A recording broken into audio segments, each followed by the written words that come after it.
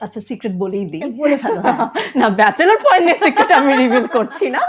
যেভাবেই আমাকে তোমরা পাও, দর্শকরা সবাই পায়, সেটা ভালো লাগবে তোমাদের। তোমরা সবাই আমাকে অ্যাকসেপ্ট করবে ব্যাচেলর পয়েন্টে। কিন্তু এক্সাক্ট কি ক্যারেক্টার, কি নাম, 5 বছর পর কি নেহাল আবার গল্প, ফিরেছে। না, আমার অনেক এগুলো আগ্রহ, জানার মানে জন্য 1 মাস অপেক্ষা করতে হবে। আমার এখন জানা যে নেহালের সঙ্গে তোমার সম্পর্ক কেমন? নেহাল চরিত্রের সাথে আমার সম্পর্ক কি হবে গল্পে, সেটা আসলে বা কাবিলার সাথে কি হবে, বা বাকি যারা আছে, হ্যাঁ, হাবু ভাই হ্যাঁ, চরিত্রে হ্যাঁ, যে হ্যাঁ। হাবু ভাই চরিত্রটা যে হ্যাঁ, আছে, মানে হাবু ভাইয়ের সাথে পাশা কি ভাই হচ্ছে, পাশা চরিত্রটা ভাইয়ের যে সাথে কি আছে, হচ্ছে, এগুলো এক্স্যাক্টলি। সব জানার জন্য 1 মাস অপেক্ষা করতে হবে। সামনের মাসে চ্যাপ্টার তুমি কি 7 চাও যে, আসবে, তখন আপনারা সবাই আমার চরিত্র জানতে পারবেন। মানে তুমি এখন কিছুই বলবা না, তাই তো? আহ, বললাম তো, অনেক কিছু বললাম। এবং অদ্ভুত ব্যাপার হচ্ছে, নিউজে দেখছি অমি ভাই আর তোমার ছবি পাশাপাশি, কিন্তু বাকি যারা আর্টিস্ট, সো এটাও আমরা ধরতে পারছি না যে কোন কি হবে, গল্প কি হতে পারে। এবং অমির সাথে আমার এর আগে কাজ হয়নি, ইভেন আমার ব্যাচেলর পয়েন্টের কারোর সাথেই কাজ হয়নি। আচ্ছা, শুধুমাত্র তৌসিফের সাথে আমার এর আগে কাজ হয়েছে। কিন্তু বাকি আর কারোর সাথে আমার, বা এই যে পুরো টিমটা, ইনাদের সবার সাথে আমার প্রথম কাজ হচ্ছে, আচ্ছা, পরিচালকের সাথে আমার প্রথম কাজ হচ্ছে। তো আমি অনেস্টলি স্পিকিং, আমি এই পরিবারের সাথে যুক্ত হয়ে খুবই আনন্দিত, এবং খুব এনজয় করছি আমি কাজটা করতে। এবং এই যে প্রথমবার যে আমরা একসাথে কোলাবোরেট করছি,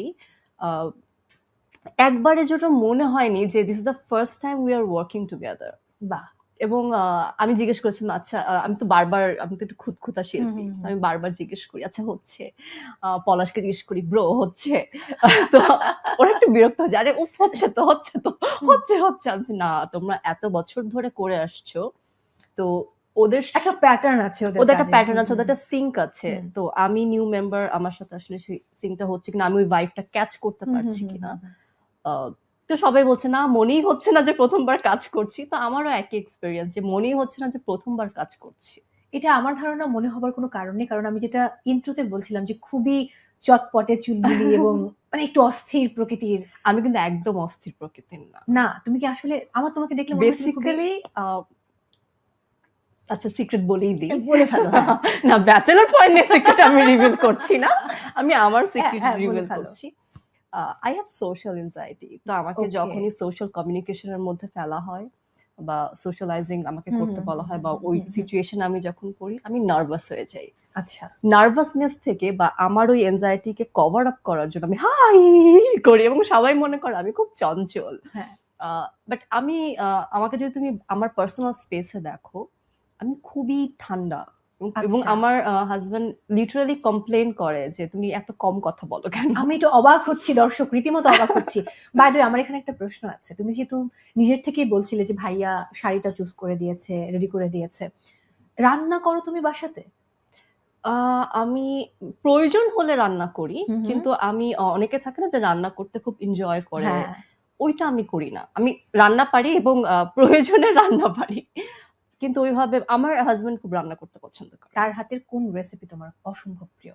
যে কোনো কিছু, ও ডাল বানালে বা একটা ডিম ভাজলে, ওই ডিমটা আমার কাছে খেতে অন্যরকম লাগে। এটা কি ভালোবাসার জন্য নাকি? না, তুমি খেলে তুমিও বলবে যে ওর হাতের রান্না খুবই আচ্ছা, ভালো, এরকম অনেকে এবং থাকে। ও এনজয় করে রান্না করতে। আমি যেমন যে হ্যাঁ রান্না পারি, প্রয়োজন হলে করি, কিন্তু এনজয় করি না রান্না করতে। ও এনজয় করে রান্না করতে, যে একটু নতুন রেসিপি একটু ট্রাই করবে, নতুন ডিশ বানাবে, ওটা আমাকে খাওয়াবে, এটা কিন্তু আবার সবার জন্য সে করে না।